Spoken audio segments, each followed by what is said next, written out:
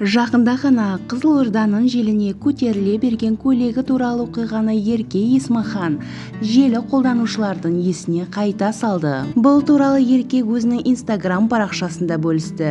Енді әнші өзінің образын өзгертті. Ол ақ түсті киіммен түскен видеосын жариялап, өз талғамына қатысты желідегілердің пікірін білуге тырысты. Шляпаны қайдам? Үстімдегі көйлегім жақсы секілді. Енді анау-мынау желге ашыла қоймайды-ау, деп жазды әнші. Ол бұл видеоны Дубайдағы қымбат қонақ үйлердің бірінде түсірген.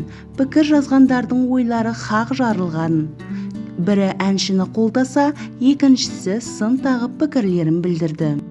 Мен Қызылордадан едім. Желге ашылмайтындай погода заказ берсек, келетін шығарсыз тағы да.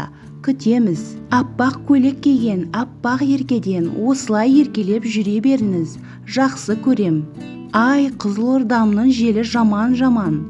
Көйлекті қоя тұрыңыз, басынан бастайық та, шляпаны айтсайшы. Ойбай-ау, анау-мынау желге ұшпайтын сияқты ғой, деп жазды әншінің оқырмандары. Ал сіз қалай ойлайсыз?